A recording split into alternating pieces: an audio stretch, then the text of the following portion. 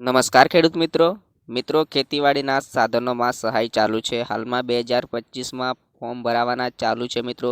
જે ખેડૂતો છે એમને જે ખેતીવાડીને લગતા સાધનો છે, જેમ કે પાઇપ છે, મોટર છે, પંખા છે, પંપ છે, દવા છાંટવાના, આ ખેડૂત પોર્ટલ ઉપર ઓનલાઈન ફોર્મ ભરાવાના ચાલુ જ છે.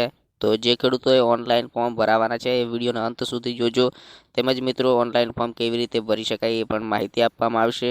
તેમજ મિત્રો ચેનલ પર નવા હોય તો ચેનલને સબસ્ક્રાઇબ કરી દેજો અને આ વિડીયોને આગળ ખેડૂતો સુધી પહોંચાડી દેજો. તમારા સગા સંબંધીઓને પહોંચાડી દેજો, જેથી કરીને આ માહિતી તમામ વ્યક્તિ સુધી પહોંચી જાય ને તમામ વ્યક્તિને આ યોજનાનો લાભ મળી રહે. આપણી ચેનલ પર અમે રોજ અવનવી માહિતી, અવનવી અપડેટ, ખેડૂતોને લગતા વિડીયો લાવતા જ રહીશું. તો મિત્રો ચેનલને સબસ્ક્રાઇબ તો જરૂરથી કરી દેજો. ચલો જોઈએ આ યોજના વિશે તમામ સ્ટેપ બાય સ્ટેપ તમામ માહિતી મેળવીએ.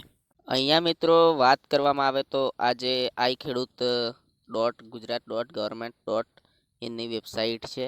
આના ઉપર યોજનાના જે ફોર્મ ભરાવાના ચાલુ છે એ તમામ યોજનાઓ આપણે અહીંયા જોઈ લઈએ. તો અહીંયા જે યોજના છે એવું લખેલું છે, એના પર ક્લિક કરવાનું છે.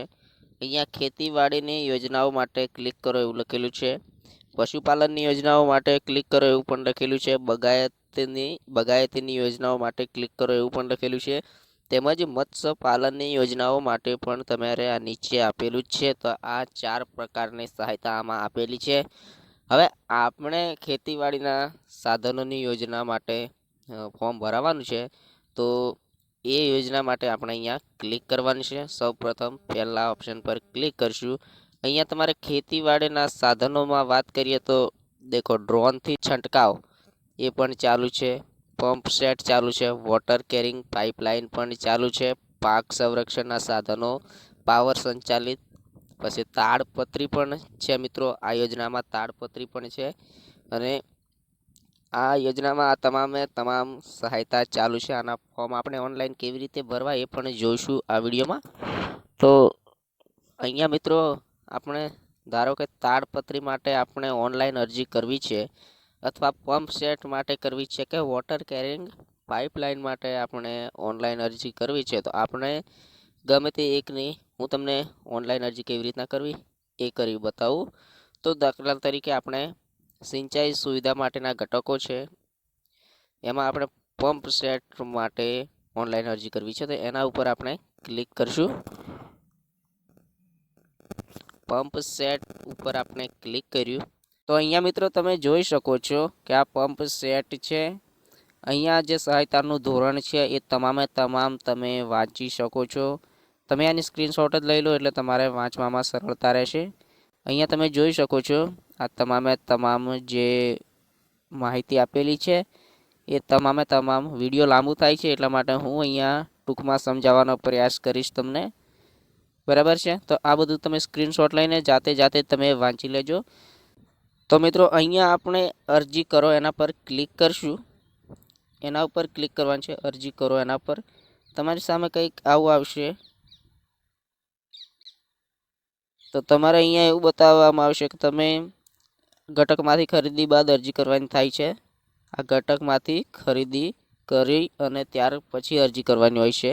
જો તમે સાધન કરેલ છે તો હા અથવા ના એના ઓપ્શન પર તમે ક્લિક કરી શકો છો. તો નથી ખરીદેલ તો ના કરશો તો તમે પાછા નીકળી જશો. જો તમે કંઈક સાધન ખરીદો છો તો તમારે સાધન ખરીદી કરી અને તમારે આમાં અરજી કરવાની છે. તો અહીંયા ક્લિક કર્યું. અહીંયા પંપ સેટ્સ ઉપર ક્લિક કરીએ.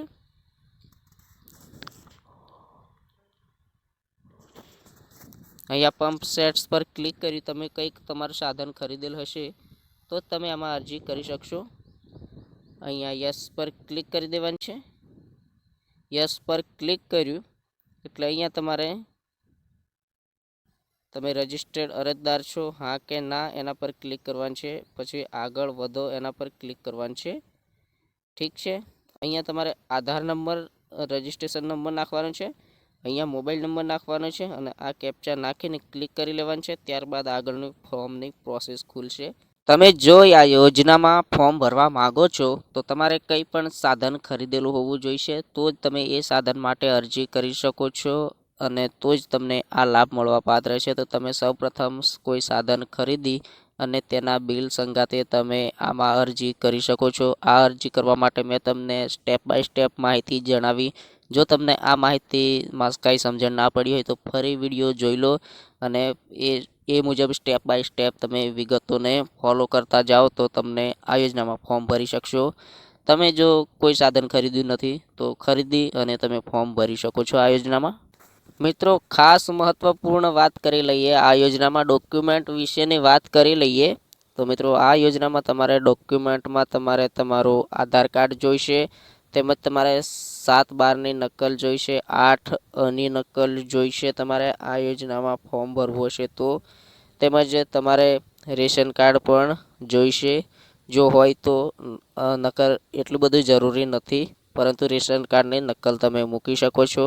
તેમજ તમારા બેંક ખાતાની ડિટેલ તમામે તમામ, મોબાઈલ નંબર, એ તમામ વસ્તુ તમારી પાસે હશે તો તમે આ યોજનામાં ફોર્મ ભરી શકશો.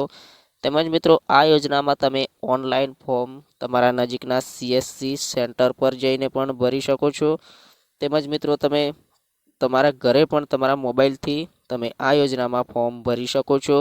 આ યોજનામાં તમે તમારા મોબાઈલ દ્વારા કેવી રીતે ફોર્મ ભરી શકો એ માહિતી મેં તમને આ વિડીયોમાં આપી, પરંતુ તમે તમારા નજીકના કોઈ કોમ્પ્યુટરવાળા, કોઈ CSC સેન્ટરવાળા જોડે જઈને આ યોજનામાં ફોર્મ ભરી શકો છો. અથવા તમે તમારી ગ્રામ પંચાયતમાં તમે ગામમાં પણ VC દ્વારા તમે આ યોજનામાં ફોર્મ ભરાવી શકો છો.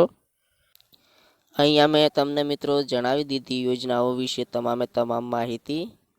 તો તેમજ મિત્રો આ આગળ પશુપાલનની યોજનાઓ પણ છે, તો એના પર પણ તમે ક્લિક કરીને યોજનાઓ જોઈ શકો છો. અહીંયા પશુપાલનની યોજનાઓ છે, એમાં કેન્દ્ર સરકારના નેશનલ લાઇવસ્ટોક મિશન હેઠળ કેન્દ્ર તથા રાજ્ય પુરસ્કૃત રિસ્ક મેનેજમેન્ટ એન્ડ ઇન્સ્યોરન્સ યોજના છે. પશુપાલન વીમા સહાય યોજના છે આ.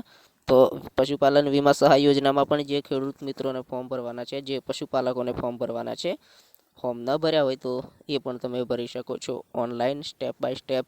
એનું પણ એક વિડીયો આપણી ચેનલ પર મૂકી દઈશું. તેમજ તમે ઓનલાઈન CSC સેન્ટર પર અથવા ગમે ત્યાં કોમ્પ્યુટરવાળા જોડે જઈને પણ આ યોજનામાં ફોર્મ ભરી શકો છો. તેમજ મિત્રો ખેતીવાડીની યોજનાઓ તો મેં તમને જણાવી દીધી.